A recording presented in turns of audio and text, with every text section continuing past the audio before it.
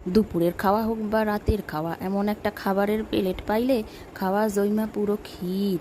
রাতে রান্নাটা করবো দেখা দুপুরবেলাতেই মাংস আইনা রাইকা ধুইয়া ভালো কইরা নুন হলুদ জিরা গুঁড়া একটু সর্ষের তেল মাখাইয়া ধুইয়া দিয়েছিলাম ফ্রিজে। এবার সব মশলাপাতি কইরা নিয়া কড়াইয়া তেল গরম কইরা একটা তেজপাতা ফোড়ন দিয়া পেঁয়াজ কুচি দিয়া ভাজা ভাজা কইরা নিয়া রান্নাটা শুরু কইরা দিলাম। পেঁয়াজটা ভাজা হইতে থাক, এইদিকে মেশিনের বাটিতে মশলাগুলো নিয়া পেস্ট কইরা নিই। মশলার মধ্যে নিছি কাঁচা লঙ্কা রসুন টমেটো আদা আর একটু পেঁপে আর দিছি কয়েক দানা দইনা গুঁড়া জিরা গুঁড়া বেশি দিলে ভাল লাগে না খাসির মাংসে। এদিকে পেঁয়াজ ভাজা ভাজা হয়ে গেছে, এবার মাংসটা দিয়ে একটু কিছুক্ষণ ভাজা নেব। এই মেঘলা আর বৃষ্টি বাদলের দিনে দুপুরের খাওয়া হোক বা রাতের খাওয়া এরকম একটু ঝাল ঝাল কষা কষা মাংস হইলে খাওয়াটা বেশ ভালোই হয়।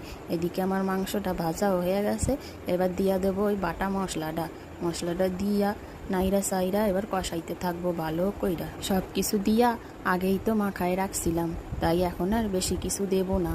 দেখো মশলাটা দেওয়ার পরে একটু কি সুন্দর গেবি হয়ে গেছে।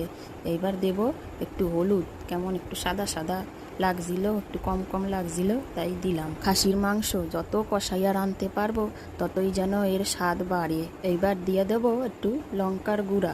এবার মিশায়া নিয়া একটু একটু কইরা গরম জল দেব আর ঢাকা দিয়া প্রায় ধইরা 1 ঘন্টার মতন কষাইয়া নেব।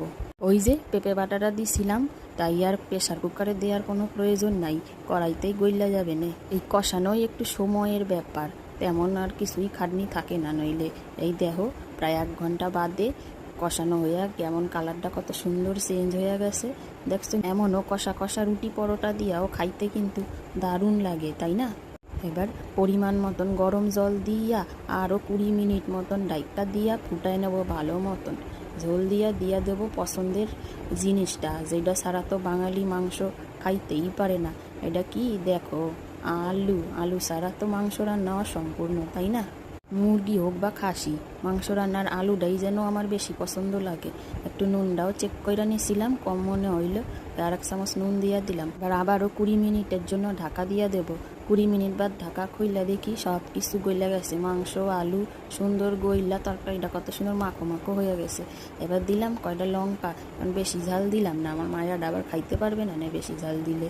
এবার দিয়ে দিলাম গরম মশলা দিয়া আর একটু মিশাইয়া নাড়াইয়া সারাইয়া নিলেই তৈরি হয়ে যাবে আমাদের গরম গরম খাসির ঝোল। কি সুন্দর হয়েছে দেখছো নি কালারটা, এই তো হয়েছে সেই স্বাদ।